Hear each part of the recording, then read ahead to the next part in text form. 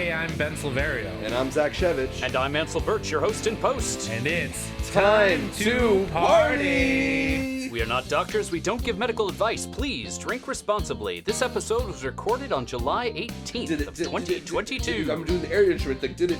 I love it. I love just watching it now. It's just... This is great. See what happens when you're not here, Ansel? I'm sorry. Party people! Welcome to the podcast! Joining me again is my good friend, my old friend, even though he's younger than me, Zachary Shevich. Hey! It's been a long time. I don't even know if that's a song. I'm just trying to sing because I know it makes you laugh. I was thinking of It's Been a While. Yeah. Is that Stained? It's like stained with a D. Yeah. Or no, like I guess all versions of the word stained have a D in them. But I guess without an I meant to say without an E. Yeah, that band. Bet you never thought that you'd turn on a podcast about time travel to hear about Stained. To hear about mid-2000s grunge emo sound bands. It's post-grunge. I don't know why. Yeah, it's definitely not grunge. Emo. Like, yeah, it's just like that heavy, sad music that I don't really know what it is. Like Daughtry. Yeah, exactly like Daughtry. That's the first name that came to my mind. I don't know why Daughtry was the first one in my mind, but here we are. We're also here to talk about an awesome time travel movie. Yes. This month on Time to Party, we are talking about Beyond the Infinite 2 Minutes, a Japanese film directed by Junta. I'm so sorry for butchering your name. Junta Yamaguchi. Zach presented this movie to me as like, hey, you're going to get a kick out of this, basically. Yeah, I mean, it's a really unexpected pleasure, especially like talking about Yamaguchi, the director. He's not just the director, he's the cinematographer, and you see in some of the behind the scenes footage just how much he's doing. He edited the film as well, so this really is like a project that he put so much into, and all that. It's his first movie. Yeah, can you imagine doing something this like complicated and with all these pieces you have to have to fall into place with your first feature film? It's nuts. We're going to talk about all those elements in a moment, but first, if you want to pause right now and watch this movie, it's not going to take a lot of time because this movie is only an hour and 10 minutes long. Yeah. This movie can be found on Amazon Prime or Tubi. Or not to be. That is the question. Yeah. Wow. If you couldn't tell, we used to do this together a lot. That's why it took me 10 seconds to get to the or not to be joke. But yes, party people, this is almost like a reunion because when I first got into this being podcasting and talking about entertainment and, the whole thing that's my career and all this shit, I did it with Zach. Yeah. We started a radio show on Drexel, WKDU 97.1? 91.7. 91.7. Yeah, this is why they didn't invite us back for the reunion. Exactly. Also, they hated us. Yeah, that too. I don't think we made friends with a lot of people there. Yeah, imagine a movie review radio show on a station filled with indie hipsters. On Drexel's free format, non-commercial radio station. Someone from the radio station is going to listen to this and be like, oh, yeah, these fucking guys. Yeah, I'm sorry, Mitch Routman. We liked you a lot. Mitch is great. Yeah, Mitch is cool. I don't know if you've spoken to him recently, but... We tweet occasionally. Oh, that's cool. Yeah. He's a cool guy. Yeah, Mitch is cool, people. More references to people no one's heard of. It's true. Yeah. These are people that you would know if you went to Drexel University in the 2000s. Yeah. So that's what we're settling on, the 2000s. I guess because it's what the other way is kind of. It more. is accurate. You are right. Zach and I started our film critiquing at a ripe young age back in the year 2008. Yeah, pre ability to legally drink. It's true. Now we continue to do it as we struggle to continue to drink. Yeah, so since 2008, this guy and I have been talking about movies together, although largely separate these days. Yeah. You know, because I'm here in Chicago and The he's restraining order and all. right. Yeah, we're 50 feet apart right now. No, yeah, it's nice to be here in Chicago with you and see your nice apartment and you all settled in and Funko Pop's lying in the wall. It's a museum in here, but it's awesome. Yeah, I like doing interviews in here where some of the people on the wall are the people I'm talking to on the computer. Yeah, you got to make sure to like replace them if you know you're talking to. I moved the Scrubs Pops Make sure into they're in frame view. when I talk to Zach Braff. If I ever talk to Ted Danson, I got 2 of him, so I got to move them both. I tried to get an interview with Ted Danson for the Orville, and he was unavailable. But he plays an admiral on the Orville, and it's great to see him pop up and stuff. Do you watch the Orville? I don't watch the Orville. You don't watch a lot of TV. I do watch a decent amount of TV, but I don't. You watch the Prestige TV. Yeah, I watch the bullshit Emmy like the awards fodder. Yeah, the stuff that they make so that people can. Are you in a critics association yet? I'm not. I really should be though. I'm yeah, a lot why smarter aren't than most you? of those guys. Yeah. Like, I'm not cocky. Why did I say that? You're not? No, but I'm just surprised that you're not in one by now. Yeah. Philadelphia just got one. I know, but just in Right time after for us I to left, leave. Yeah. You know? I am occasionally Rotten Tomatoes certified though. That's nice. Oh, look at you. Yeah. Occasionally. Yeah. I don't know Rotten Tomatoes posts of mine. Like, I just don't pay attention. Yeah. As you know from our many years of doing this together, I'm just along for the ride. Yeah. You coast on vibes a lot of the time. Yeah, right? Yeah. It's Which cool. is crazy that I'm hosting a podcast. Like, the way we started this was Aaron and I were both sidekicks on podcasts. And then we And made now one you together. have to do the heavy lifting all by yourself. How's it feel? How's it feel, Ben? You've watched me drink this entire time, so I don't know Yeah, if the that not so answers heavy your lifting. question. Yes, but in this episode, we are going to review Beyond the Infinite 2 Minutes. And I guess a good place to start would be technically. So this movie is one shot. Yes. I don't think it is literally one shot. Right, it's made to look like one shot. Exactly. Similar to Birdman. It's like a Birdman. It's like Victoria. It's like a Boiling Point, which came out recently. I don't know. That might have been one.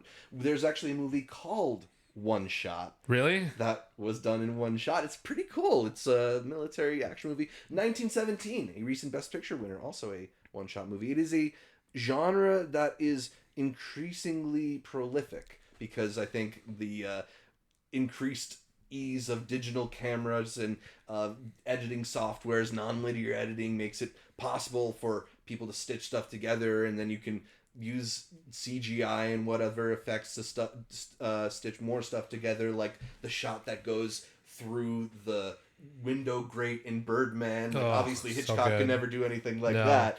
So yeah, I mean, it's interesting to see all the ways in which one-shot stuff, I think people are using it for different types of stuff. I don't know if you're up on The Bear, speaking of Chicago. I'm waiting to watch it with my roommate. I hear that there's a one-shot episode of that people really like. So Okay. yeah, it's cool. I really enjoy it. I think part of my enjoyment of it is like, you know, you and I met as screenwriting students at Drexel. We were working on movie production, behind the scenes stuff, or in the hopes of working on it. So we got to learn some of the ropes of how films are put together. And, you know, I think when you see a one-shot movie, you can't help but think like, wow, how did they do that? Yeah. Or like, what is this cameraman doing to put it all together? And where did they hide the cuts? So, you know, if you like how movies are put together, if you're into that, there's all this stuff to enjoy about Beyond the Infinite 2 Minutes just from that. Yeah, you know, I have another drinking rule that I specifically saved for this episode. Oh, yeah. Because you will have to have seen this already or have been to film school, basically. Drink every time you see where they hid the cut. Yes. You know, because like after Birdman, in this genre of film, I've started to look for where the cut is. And I'm sure Caitlin would have some great insight into this as an editor. And our friend Elisa Cusimano, like, we know a lot of really good editors. Yeah. I'm sure they watch it with a much different lens than we do. Because, like, even though I could pick up some of these cuts, I'm sure a regular editor could be like, that's really fucking fascinating. But you were also talking about the ease the accessibility really of filmmaking now. This film was shot on an iPhone. Yeah, that's another one of those fascinating things about it. Like, they shoot the entire thing on iPhones in a way that I think, you know, I don't want to get carried away with like saying this is like a perfect movie or anything, because I think you can see some of the like you talked about how you can see some of the cuts, and you can see some of the places where like it maybe doesn't look like the most pristine camera quality, but it looks like a movie still. And it's awesome because I think it allows them some freedom of movement. In the last episode we talked about how there's a lot of upstairs downstairs, and I don't know if you could get the flexibility to follow this crew upstairs around corners and really get into tight spots if you were using a real camera. There's a story, I don't know if this is a real story or an apocryphal story, about Christopher Nolan giving a presentation to a bunch of filmmakers about IMAX cameras and why more filmmakers should be using IMAX cameras, because look at all the ways you can enhance your image. And Soderbergh, because Soderbergh is a director who likes to experiment and likes to do crazy stuff, and Soderbergh asked him, like, yeah, but how could I get an IMAX camera to fit into the glove compartment of a car, right? And that's the thing. It's like, maybe it's not going to be the most pristine quality all the time, but there's an ingenuity to how they approach this movie, and I think you see that through like the single shot, shot on iPhone thing. It's really cool. And you know, not only is the use of technology fascinating, but also this production happened over the course of 7 days in a cafe by a theater troupe. I think that element is also really important because it seems like this was a production that needed a lot of rehearsal. Yeah, it definitely seems like it's a real team effort. Like, you need buy-in from everybody, right? Like, it's not just that you have to be moving to fit the needs of the scene, but you also have to be moving to fit the needs of this crew that's trying to do the one take, or this crew that is limited in their budget or in their hands, just their what they can do, because they only have 7 days. So to plan all that out, the meticulousness of it, they show a little bit of behind the scenes over the credits of this movie, and you see them literally graphing stuff out, timing things down to the second. It's really cool. Like, I again, maybe this is something that you'll only pick up on if you like have an interest in filmmaking, but just to try and see all the necessary stages they had to go through in order to have things fit so perfectly as they do. It's very, very impressive. Yes. And you know, we haven't even talked about the story yet. No. That's how fucking wild this movie is. Yeah. It's just so fun to see all of this unfold. Our good friends at IMDb tell us what the movie is about, and they say a cafe owner discovers that the TV in his cafe suddenly shows images from the future, but only 2 minutes into the future. Yes. The concept is so like, wait, what? Like, it's so silly. Yeah, you've seen time travel movies before. You've done a whole podcast about them. There's nothing quite like this out there, I feel like. Yeah, this definitely stands out from a lot of things that we've covered on this podcast, or the things that we want to cover on this podcast, because it's so whimsical. I think, you know, like, why 2 minutes? Yes, it's so specific. Yeah, so I think this movie is a little bit like watching a Rube Goldberg machine, where like, you know, it's gonna like fall into place, but part of the pleasure is just how weird and wild they're gonna be in order to get there. And you know, I talked about our past as screenwriting students. Part of screenwriting is creating unanswered questions for the audience, right? You want to pose an idea and have the audience wonder, what's going to happen, or how are they going to resolve that? And I think the great thing about this being able to see 2 minutes into the future thing is it creates these constant intervals for which they have, oh, here's a question, how are we going to get to this moment 2 minutes from now? And they're constantly bringing up ideas and having to solve them along the way. And not only solve them, but solve them in ways that you're not thinking they're going to be solved. Like, there's a great moment that, because part of this is kind of a romantic comedy. And that storyline where the main character, Kato, yes, is... And the neighbor is Furuya. Yes. He has a crush on her. And he wants to ask her to come to his live music show. And he asks himself in the future if she says yes. Right. So yeah, let me talk about that for a second. So I think one of the things that I really do love about Beyond the Infinite 2 Minutes is you talk about how it's whimsical. It's so playful. I think the first 20 minutes of this movie, there's really no conflict at all. Yeah. It's just like, we found a cool thing. Let's figure out how to do cool things with this cool thing.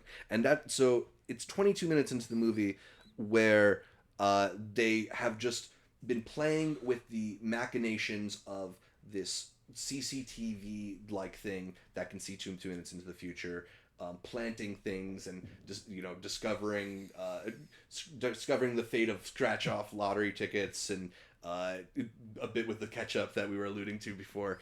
And then finally they show you that, like, it's not all gonna happen exactly the way you think it's going to, right? Like that. Just because they can see the future doesn't mean they know the future. And part of that is another thing that they're setting up, because like you said, we were taught if there's a gun on the wall, it better be fired by the end of it. And there's Chekhov's gun. There it is. if they set up that, hey, we need to do this thing because we said this thing happened, we need to do it again. Yeah. We need to do this exactly the way we saw it, or something could go wrong. And a paradox is something in time travel movies that is constantly a problem. And the way that this movie handles paradoxes is just so unique, because from the get-go, they're very aware that they could create a paradox by not doing what their future selves told them to do. Exactly. They from that moment where you're talking about with the neighbor, they commit themselves to this idea that because they see it in the future, it needs to happen. Otherwise, bad things will happen. Why? Because it's a paradox. And it's simple enough. Like, one thing I like is that a lot of the stakes in this movie are very, very simple. Right. Because you can only see 2 minutes into the future, they're not like changing what their lives will look like in 10 years. They're not. It's a bunch of like these little schemes and ideas that they have until it does progress a little bit more. But yeah, it also, I think the other thing that's really cool about the 2 minute thing is it minimizes the room for plot holes. Because I feel like with time travel movies, there's always questions and threads you can pull. Well, why didn't they do this? But with this, it's like there's not really a whole lot of freedom they have. So I don't know. It again speaks to the creativity of how they put this together. Yeah, there was one discrepancy that I had with the movie, and I forgot to mention this earlier. We can talk about spoilers. Yeah. And it's totally not like a perfect movie. And there's plenty of problems you can point out. But yeah, I don't know. I think what you thought about it. My main one was that the one gangster that they dispatched with the pill bug, right? They didn't knock him out or anything. They just threw a toy at him. Exactly. And then they left the room. Yeah. Like, he can still come back and shoot them. Absolutely. He still has bullets in the gun. The one thing that I was pushing on in the movie is like, how long are these cords for these TVs? That was the other thing. Why are cords so long in Japan? I mean, cool. Maybe we should all have like 1,000-foot cables attached to our monitors. But yeah, I mean, it's like you can pull on those threads if you want to. But I think like with most of these time travel premises, it's like that just makes the movie less fun. Yeah, you gotta suspend disbelief for a certain amount of stuff.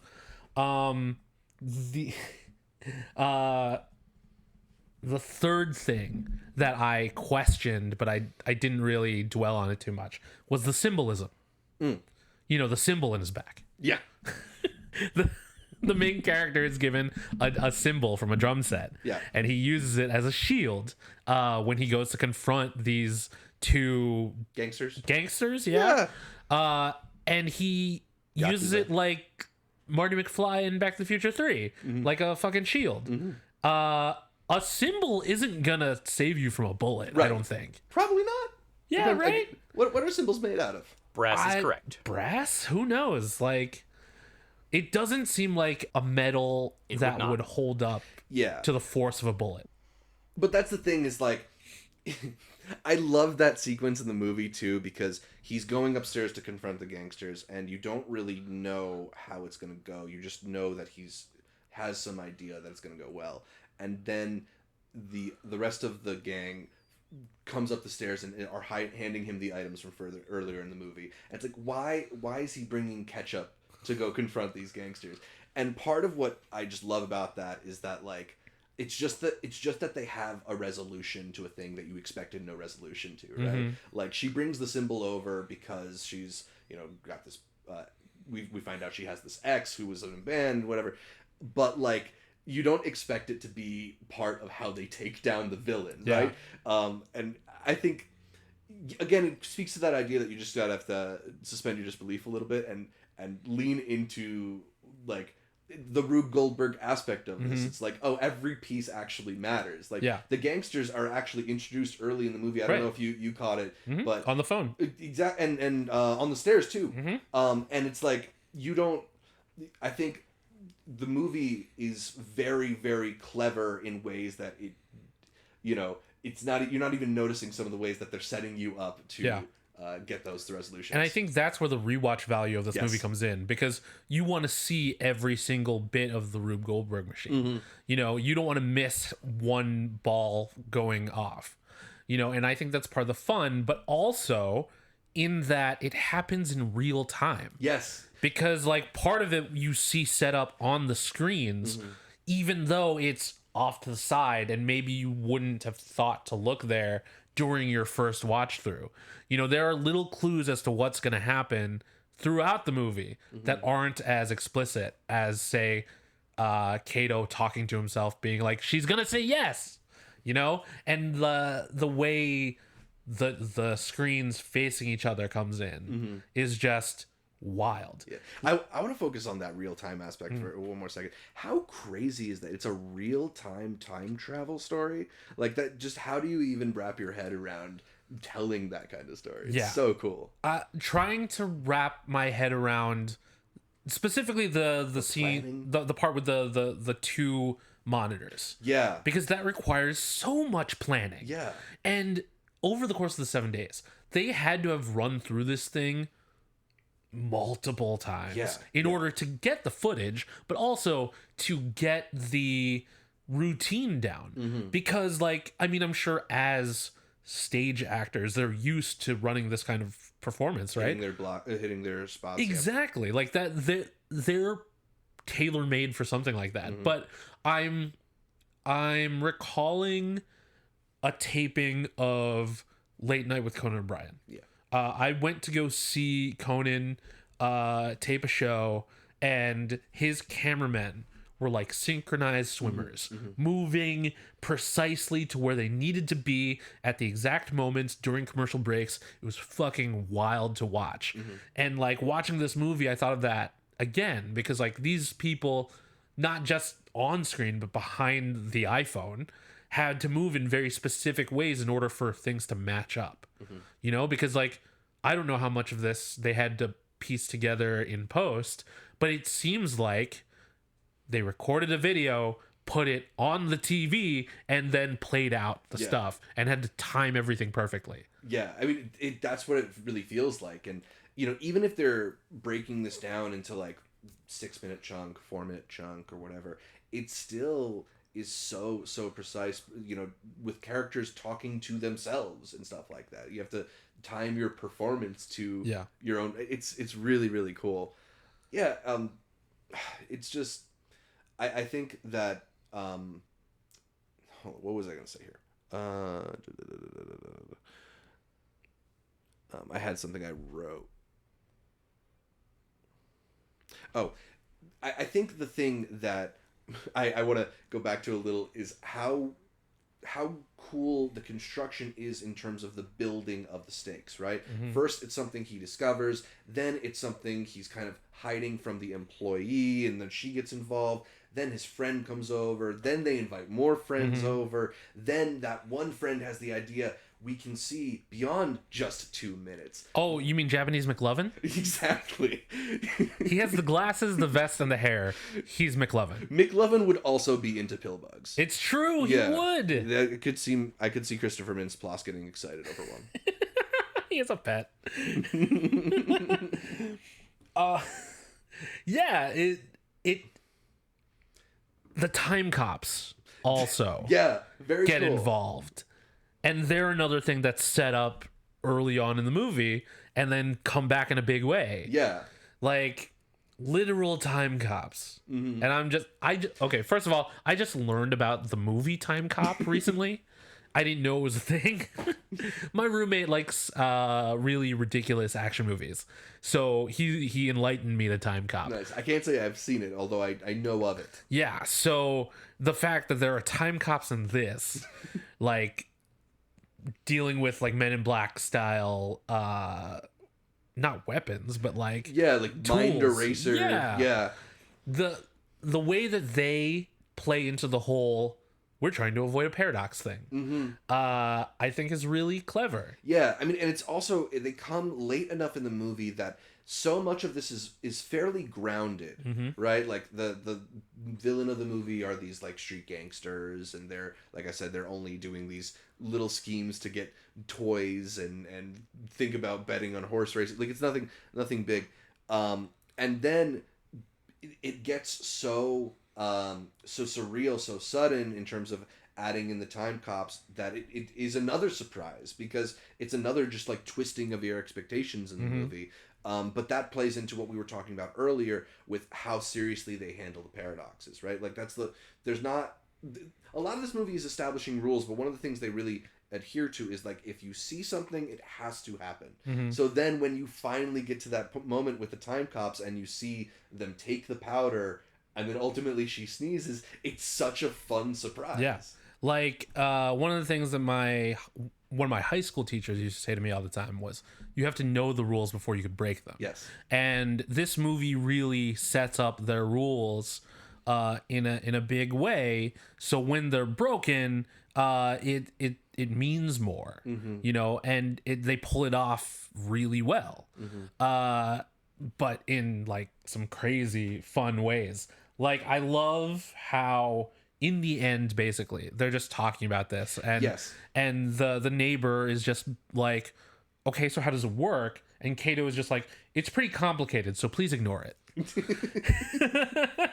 We just went through an hour and 10 minutes of just how complicated it was, and I'm like, yeah, I wouldn't want to explain that either. Yeah, that ending note is a really, really nice one too, because the movie is so madcap, so crazy.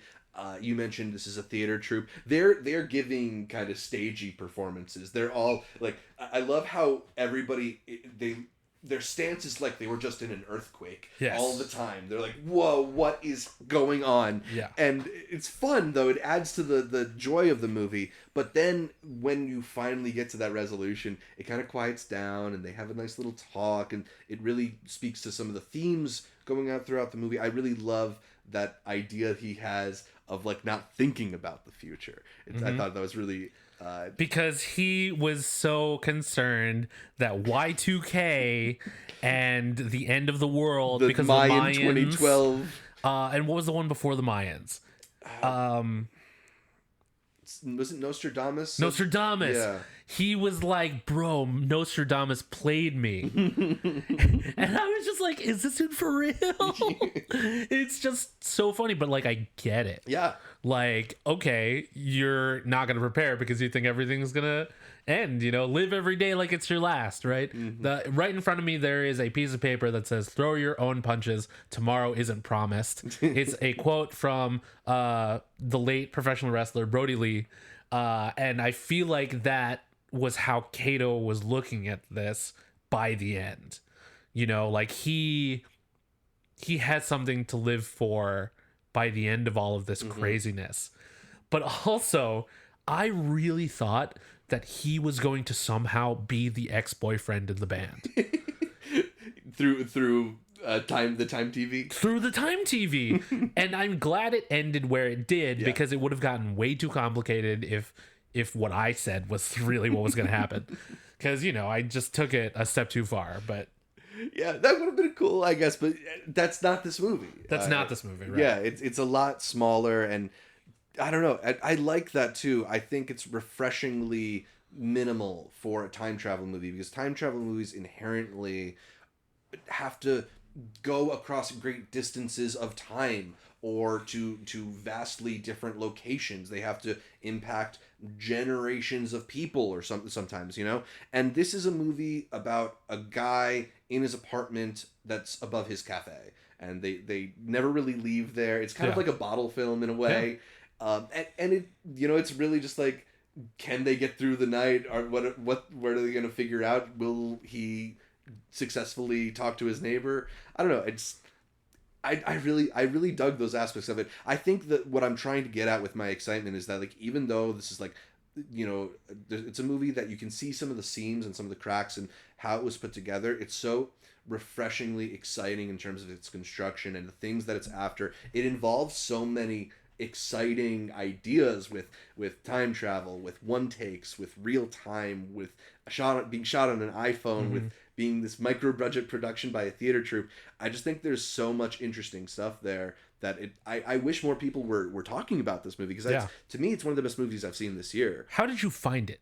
It was playing at Fantasia Fest last year, which is a really cool genre film festival. Unfortunately, they are going in person only this year, but they did virtual the last two, which is how I've managed to see a lot of stuff through them. And they've got awesome horror movies, some weird sci-fi stuff. They've just got really cool movies that are off the beaten path. But this one has a pretty cool poster, which stood out to me. But another thing about it, which we haven't mentioned yet, is there's a quote from the director of One Cut of the Dead on the poster, sort of advertising for this movie. And I don't know if you've heard of One Cut for the... is it One Cut for the Dead? Yeah, One Cut of the Dead, which is another really cool movie that people should check out, about a Japanese film crew making a zombie movie when a zombie outbreak happens. And it's a similar movie that just is very inventive and creative and playful and meta, and just, one of those films that you see that's like, you didn't know movies could be made like this. And then that director gave this movie his stamp of approval on the poster. So it was like, all right, I got to check this one out. And it did not disappoint. Cool. So, I mean, I think I know the answer to this question already, but Zach, is Beyond the Infinite 2 minutes worth your time? Oh, it's absolutely worth my time. Especially, it's 70 minutes long. Yeah. There's episodes of, like, Ozark that are longer than this. You really need to watch season 4, episode 2 of Ozark again? That's another thing that I love about this movie. When you told me the runtime, I was just like, no way. Yeah. No way that there's a movie this long, or this short, and it's as good as you're saying. Yeah. And like, I've been kind of drawn to shorter media lately. I don't know if it's just my brain space, or if I'm just tired of the long, drawn out, dark, brooding DC superheroes. Shout out Snyder Cut. Yeah, except not, because did I tell you that I came face to face with a Snyder bro in real life? I mean, look, it happens to the best of us, man. When I was working at Box Lunch, someone came in looking for DC merchandise, and at the time we only had the Suicide Squad and Batman, because you always have Batman. And the guy was like, I don't want any of this James Gunn childish nonsense. He's a sociopath. And like, it started out as an innocent conversation about comic books and comic book adaptations. And then he tried to pull like, you don't know what you're talking about. I've been reading comics for this long. I'm like, bro, I've been reading comics for that long too. Just because I'm younger than you doesn't mean that I haven't done it any less. You know, it's wild that it escalated to a point where my manager behind the register looked over at me and caught my eye, and he was like, should I do something? And I'm like, no, I got this. I mean, there's a reason they call them Snyder cults. It's nuts. Because we were just talking about how this stuff doesn't need to be that serious. What was the musical that TikTok tried to... Ratatouille? Ratatouille, yeah. Did you watch that? Yeah. I didn't watch it either. I mean, like that. I don't know. That's kind of cool, but no, I didn't watch. I'm not really a TikTok person, but since Instagram Reels are becoming TikTok reposts, I'm watching TikTok now. Basically on Instagram, it's wild. Yeah, I don't know. It's a world. It's a world. I don't know. But it's a world that gives us Beyond the Infinite 2 minutes. A nice reminder that things can still be fun. You know what would be interesting would be to chop up Beyond the Infinite 2 minutes into a bunch of 2-minute TikToks. Oh, there you go. For each interval in the movie. Caitlin just face palmed. Listeners, I just want you to know that Zach's partner and my friend Caitlin Wiedeker is in the room also, and watching her reaction to things is very funny. She's doing an okay job of being quiet while we record. just okay job. Well, we've been talking at you for a lot about this movie. You need to go watch it if you haven't. Also, if you haven't watched it and you're listening to this episode, good on you. Thanks. Yeah. I guess. You must like the sound of our voices, or at least Ben's. I mean, somebody's got to, right? I don't know who does. Maybe Ansel, my producer Ansel. Shout out to Ansel. Shout out to Ansel. I haven't met you, but you seem nice. Ansel looks like a time traveler. Does he? Like, what does looks like a time traveler mean? Okay, so are you familiar with Journey into the Imagination, the ride in Epcot with Figment and the Dream Finder? No, sorry. Okay.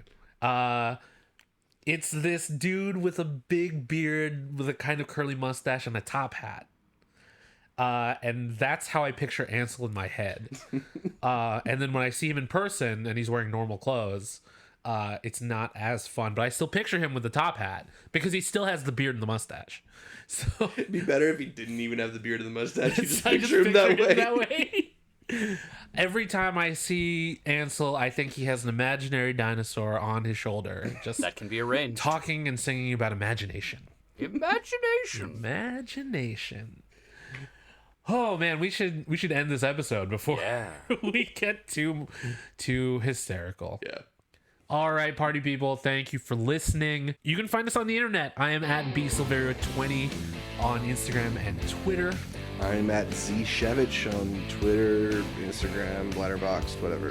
You can find me at Indecisionist on Twitter and at The Indecisionist on Instagram. This has been an Indecisionist production. Special thanks to April Moralba for our podcast art and to Marlon Longan of Marlon and the Shakes for our amazing theme song. If you want to join the conversation, you can use the hashtag #TimeToParty. That's time, the number 2, party.